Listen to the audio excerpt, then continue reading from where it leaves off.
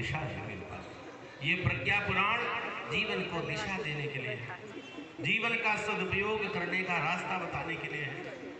आज की कथा का सार यही है कि हम लोग इस बात पर विश्वास करें कि मनुष्य अपने भाग्य का निर्माता है।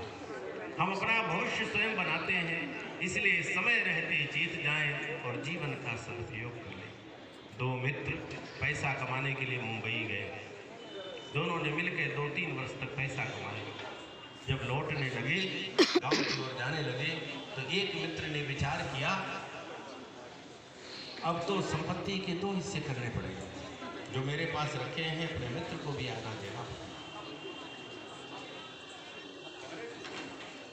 कुछ ऐसा हो कि उसे न देना पड़े तो कितना अच्छा है।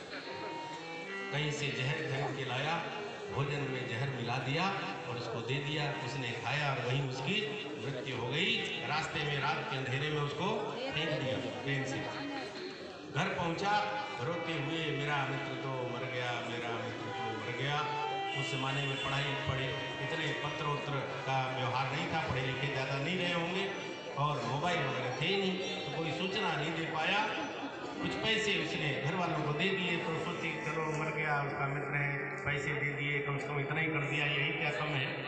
तो बात आई गई हो गई। उसके बाद पैसे मिल गए, खूब उसने बिजनेस व्यापार खड़ा किया। उसकी एक संतान हुई।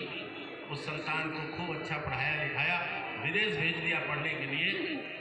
लेकिन जो संपत्ति दूसरों को लूट करके इकट्ठी की जाती है वो कभी फलती नहीं, और वो संपत्ति उसकी संतान को बिगाड़ दी।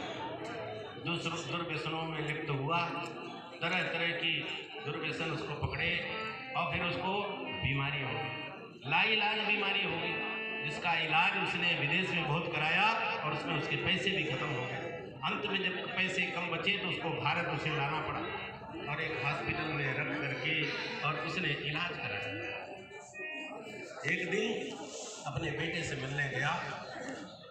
उस मित्र की पत्नी उससे मिलने आई। वो देख करके बड़ी दुखी हो रही थी कि देखो आपका बेटा गुजर रहा है और आपने अपनी पूरी कमाई इस पे लगा दी, फिर भी बचा नहीं पा रहे।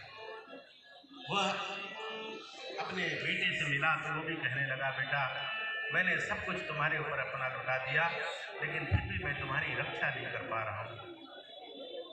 वो जो लड़का था एकाएक उसकी वाणी बदल गई और वो बोलने लगा, कौन सा बेटा, किसका बेटा, मैं तुम्हारा बेटा नहीं हूँ।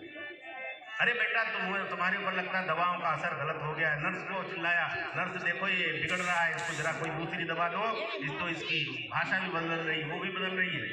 बोले नहीं नहीं नहीं नहीं नहीं, मेरी कुछ नहीं बदल रही, मैं तो बदला लेने के लिए आया था, मैं तुम्हारा कोई बेटा वटा नहीं हूँ, मैं तुम्हारा वही मित्र हूँ जिसको तुमने जहर दे के खिला दिया था। मैं तुम्हारे घर में, इसीलिए कहते हैं पुंसवन संस्कार पे बड़ा ध्यान रखना चाहिए। कौन सी आत्माएं आपके घर में आ जाएंगी आपको भरोसा नहीं है। और वही आत्मा मैं जो इधर उधर भटक रहा था तुम्हारे घर में आया और तुम्हारी संतान के रूप में पैदा हुआ और तुम्हारी सारी संपत्ति खत्म करा दी।